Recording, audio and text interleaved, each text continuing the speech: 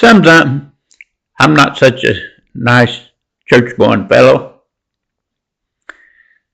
I've been a carpenter and a roofer all my life, and when I lived in Sacramento, I bought most of my material at a Home Depot down on Florin Road.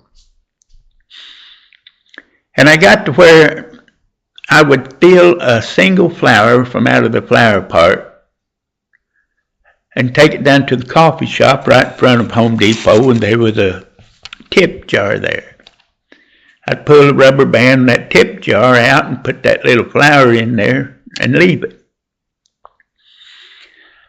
At this time of my story, I'd been doing that for 7 years. I've been stealing flowers. And there's a lot of benefits to being a good thief if you know how to do it. For instance, one time I showed up and there was a really nice bouquet of flowers right next to that little dinky flower in the tip jar. I didn't say anything, but the next day it was still there. My little flower wasn't looking too good. And the third day there was a different little bouquet. Man, so I stuck my little flower in the rubber band, asked the girl behind the window, I said, "What's the deal with these bouquets?" She said, "Oh, this guy's sweet on me, and he keeps bringing me bouquets." I thought, well, I'm not out to win a sweetheart or anything, but that kind of disappointed me, my little flower up there all by itself, right next to that bouquet. So one day I showed up and the bouquet wasn't there. Next day I showed up, but it still wasn't there. And I asked the girl behind the window, I said, "Well, what happened to all those bouquets?" She said, "Well, he asked me one day, he said, 'Who's the cheapskate to keep bringing a single flower?' And I told him to get lost." And so one day I showed up again, I put my little flower in the rubber band, and this woman said, "Oh, you must be the flower thief." And I said, "Yeah, that'd be me." She said, "Oh, that makes me so happy. I've been coming here for years, and I've enjoyed seeing a different flower in there. And it don't always happen, but most of the time there's a different flower in there." And she said, "It just makes me feel good." And I told her, I said, "You wait right here." And I went to the flower shop and I got another flower, brought it back and gave it to her, and she kissed me on the cheek. So you see, there's some nice little benefits to being a good flower thief. And the best part of my story was I went there, my younger son, Isaac, and he went on in the store, and I went to get my flower, take it to the coffee shop, get my coffee. And I was on the way, and I saw these two young men on a bicycle. One of them sitting on the handlebars. They came up in a hurry on their bicycle up to that coffee shop, and there was about 3 women there. They rushed right in amongst them and knocked one lady down on the ground. These were middle-aged ladies, and these guys were in the early 20s, I found out later. Well, they grabbed that tip jar, and they started off straight toward me. And I thought, oh, I'll just stick my arm out. No, I'm old, that'll hurt. Can't do that. And I was running out of time. And I also had a funny thought I'll always remember. What would James Bond say or do? Oh, man. And those boys are getting in a hurry. You know, they just stole all that money, and they're pumping that bicycle, and the boy on the handlebars hanging on to the tip jar, laughing. I didn't have much time. So I took a few running steps, and I jumped as high as I possibly could jump.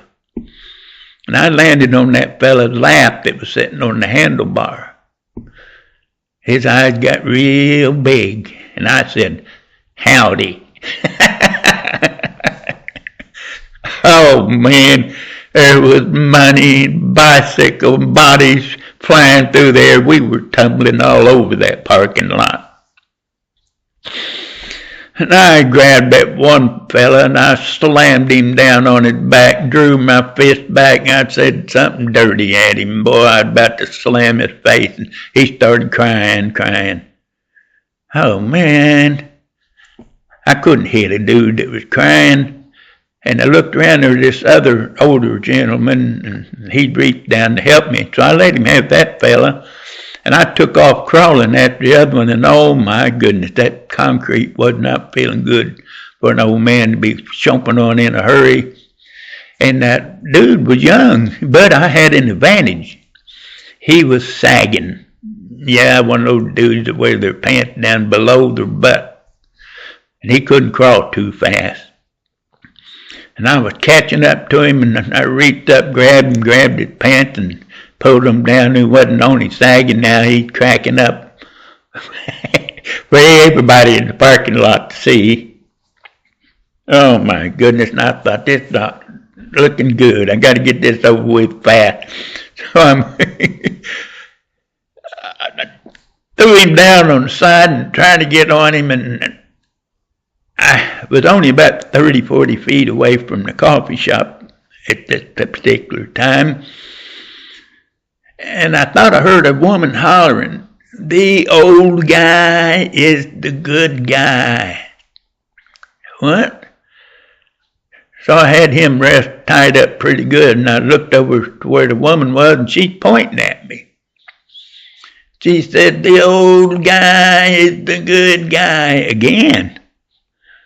And I looked around, there were these two dudes with pistols pointed at me.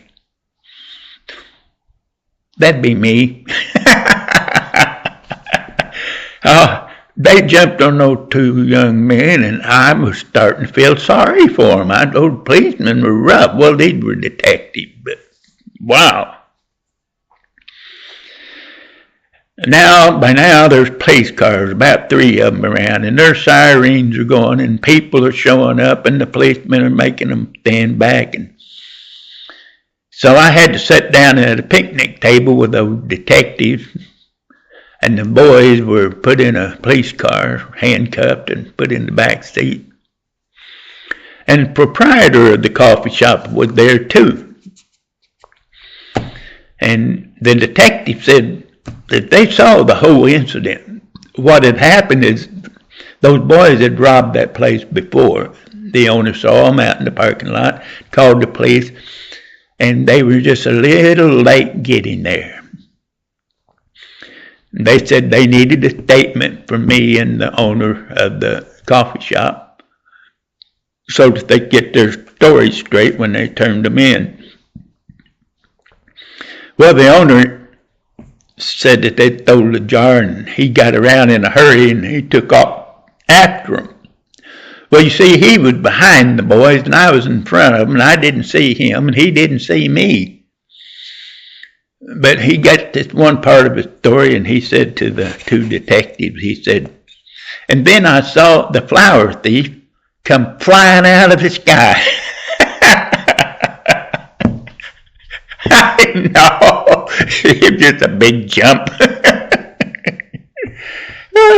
So anyway, he told his story and signed it off, and I told mine and I signed it off, and one of the detectives said, "Mr. Hayes, this is off the record. We're not going to record this or anything." But it said, "You're an old man. What compelled you to do what you've done? We're kind of in admiration." I said, "Well, I've been stealing flowers here for 7 years, stealing flowers. And this is my turf.